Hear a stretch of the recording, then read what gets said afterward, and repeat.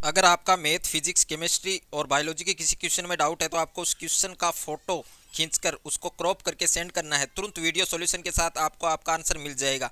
और आप class 6 to 12 NEET, IIT, JEE Mains और एडवांस की भी तैयारी कर सकते हैं। तो अभी डिस्क्रिप्शन में जाइए और डाउटनेट के इस एप्लीकेशन को डाउनलोड कीजिए। डाउट हो तो डाउटनेट करो।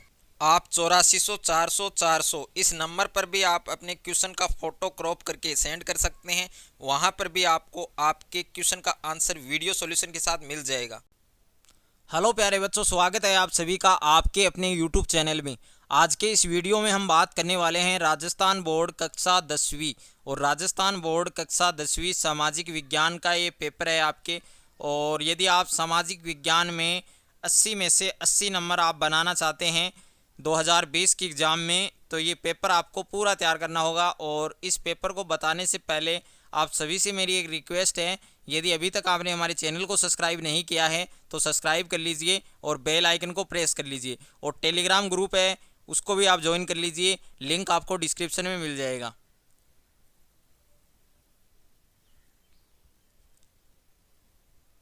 तो सामाजिक विज्ञान का जो पेपर आता है आपके बोर्ड का वो 80 नंबर का आता है।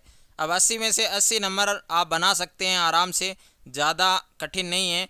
लेकिन उसके लिए आपको कैसे पढ़ना होगा, तो जैसे आपके सेक्शन आते हैं, जो बोर्ड का पेपर आता है आपके एसएसटी का, उसमें आपके 4 सेक्शन आते हैं। अब पहला जो सेक्शन आता है उसमें आपके शॉर्ट क्वेश्चन आते हैं जो 1 1 अंक के आते हैं, उसके बाद में 2 2 अंक के। तो इस तरीके से आपको जो पेपर है वो अच्छे से पहले पढ़ना है। तो पहला जो सेक्शन ए है इसमें आपके शॉर्ट क्वेश्चन है, जिसमें जो पहला क्वेश्चन है जिसका आंसर आपको पूछा गया है कि बिंदुसार के शासनकाल में कौन यूनानी राजदूत भारत आया था। अब आपको क्वेश्चन का आंसर देखना है कि इसका आंसर क्या हो सकता है कि बिंदुसार है उसके शासनकाल में कौन यूनानी राजदूत भारत आया था।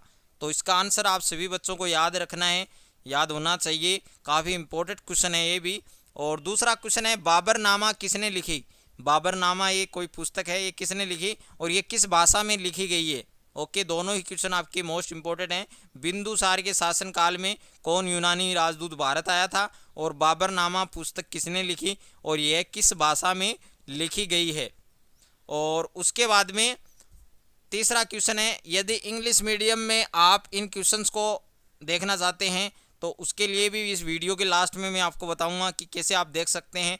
तीसरा आपके लोकतंत्र का बहुलवादी सिद्धांत एवं दृष्टिकोण क्या है। तीसरा क्वेश्चन क्या पूछा गया है, ये भी आपके 1 नंबर का क्वेश्चन है कि लोकतंत्र है, डेमोक्रेसी है, उसका बहुलवादी सिद्धांत और दृष्टिकोण क्या है। तो तीनों ही क्वेश्चन आपके इसमें ऑल इम्पोर्टेंट हैं, तो तीनों क्वेश्चन आपको अच्छे से तैयार करने हैं। उसके बाद में क्वेश्चन नंबर 4 है आपके, परिवहन के मुख्य क्षेत्र कौन कौन से हैं। जो परिवहन है उसके मुख्य क्षेत्र कौन कौन से हैं, तो उन मुख्य क्षेत्रों के नाम बताने हैं। 5वां प्रश्न है, प्रति व्यक्ति आय क्या है, यानी जो प्रति व्यक्ति आय है उसकी परिभाषा लिखनी है आपको। ये भी आपके इम्पोर्टेंट है, मोस्ट इम्पोर्टेंट है।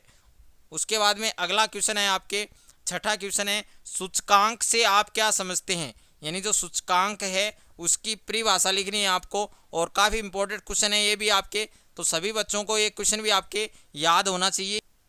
अगला क्वेश्चन है आपके 7वां प्रश्न है कि राजस्थान के सर्वाधिक व सर्वन्यून, सर्वाधिक का मतलब होता है सबसे ज़्यादा और सर्वन्यून का मतलब होता है सबसे कम जनसंख्या वाले ज़िले कौन कौन से हैं। यानी राजस्थान के सबसे ज़्यादा और सबसे कम जनसंख्या वाले ज़िले कौन कौन से हैं, तो उनके नाम लिखने हैं। सबसे पहले आपको सर्वाधिक और उसके बाद में सर्वन्यून।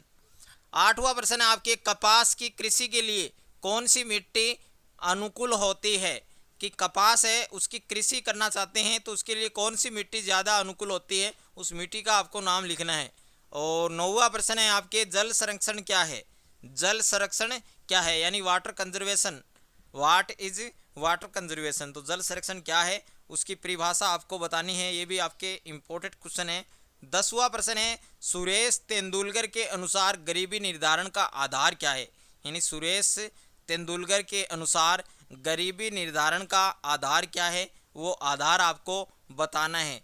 तो 1 से 10 तक के क्वेश्चन हमने अच्छे से पढ़ लिए हैं। इन क्वेश्चन में से भी आपके काफ़ी क्वेश्चन आपके बोर्ड एग्जाम 2020 में पूछे जाएंगे, तो सारे क्वेश्चन आपको तैयार करने हैं। और जिस क्वेश्चन का आंसर आपको न मिले उस क्वेश्चन को या क्वेश्चन नंबर लिखकर आप हमें कमेंट कर सकते हैं, हम आपको जल्द से जल्द उन क्वेश्चंस के आंसर आपको दोनों ही मीडियम में, इंग्लिश और हिंदी मीडियम में, उसका एक नया वीडियो लेकर ज़रूर आपको समझाने की पूरी कोशिश करेंगे।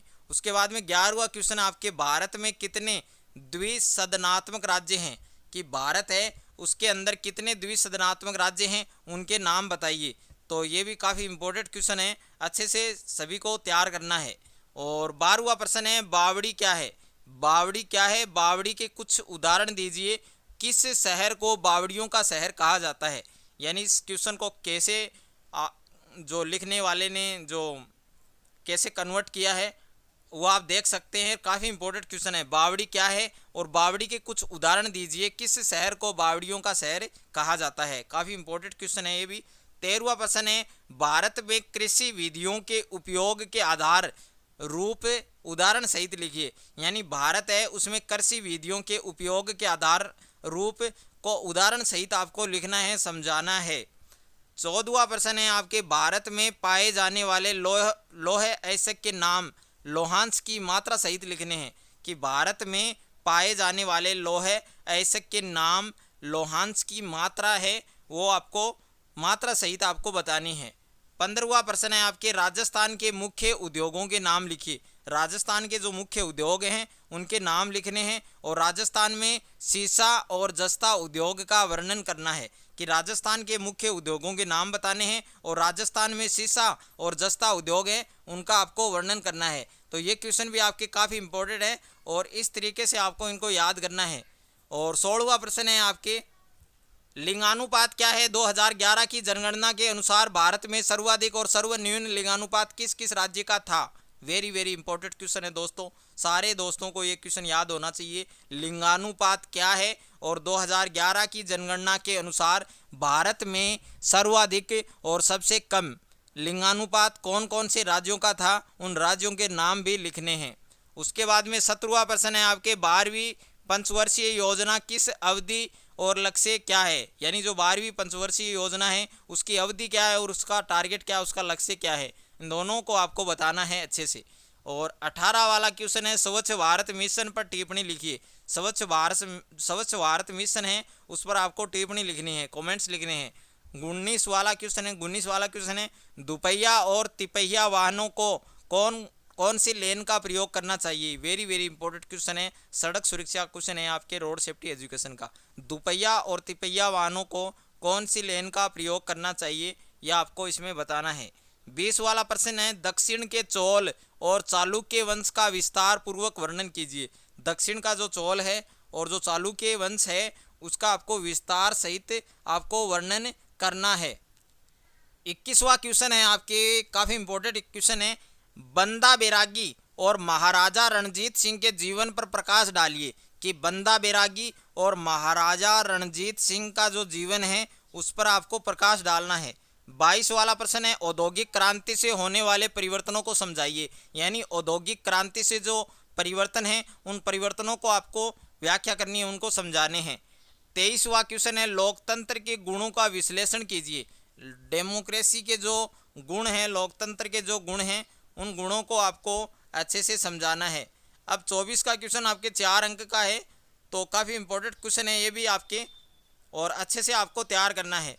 कि नई आर्थिक नीति के अंतर्गत अपनाए गए कोई 4 आर्थिक सुधार बताइए। वेरी वेरी इंपॉर्टेंट क्वेश्चन है दोस्तों, 4 अंक का पूछा जाएगा। नई आर्थिक नीति के अंतर्गत अपनाए गए कोई 4 आर्थिक सुधार बताने हैं।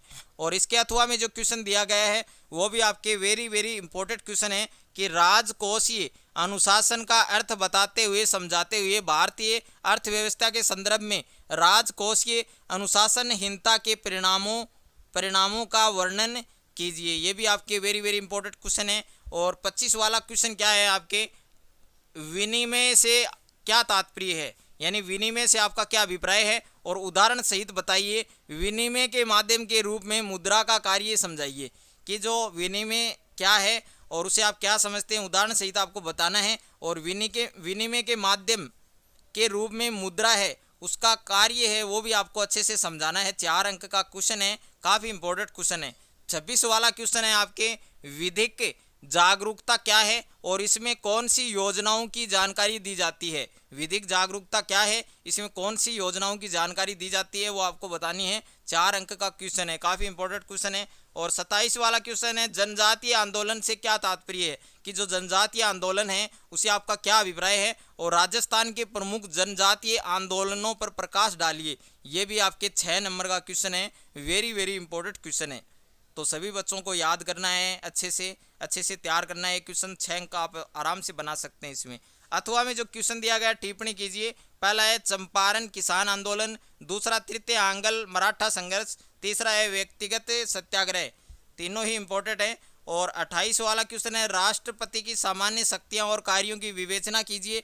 और अथवा में जो क्वेश्चन दिया गया है वो भी आपके मोस्ट इंपॉर्टेंट है, कि मंत्रिमंडल का अर्थ स्पष्ट करें और इनका गठन आपको समझाना है। तो ये क्वेश्चन भी आपके मोस्ट इंपॉर्टेंट हैं। और 29 वाला क्वेश्चन है, विधानसभा के गठन पर प्रकाश डालिए और इसके कार्यकाल का विश्लेषण कीजिए। अथवा में क्वेश्चन दिया गया है, राज्य विधान परिषद की शक्तियों के संबंध में विवेचना कीजिए। कानून निर्माण संबंधी कार्य और कार्यपालिका संबंधी कार्य दोनों ही मोस्ट इंपॉर्टेंट हैं। 30 वाला जो क्वेश्चन हर बार आता है आपके मानचित्र का, भारत के मानचित्र में निम्नलिखित को अंकित कीजिए। गोरखपुर, जवाहरलाल नेहरू बंदरगाह, बाड़मेर, भद्रावती, भाखड़ा नागल परियोजना। तो इन सभी को आपको इस इंडिया का जो आउटलाइन मैप पॉलिटिकल का दिया गया है इसमें आपको दर्शाना है, अंकित करना है। और वीडियो आपको अच्छा लगे तो वीडियो को लाइक करें, दोस्तों के साथ शेयर करें। चैनल पर नए हैं तो चैनल को सब्सक्राइब कर लीजिए और बेल आइकन को प्रेस कर लीजिए। और इस पेपर का लिंक यदि आपको चाहिए तो आप डिस्क्रिप्शन में जाइए और इसकी जो PDF है वो आप डाउनलोड कर सकते हैं। मिलते हैं नए वीडियो में, तब तक के लिए थैंक यू सो मच।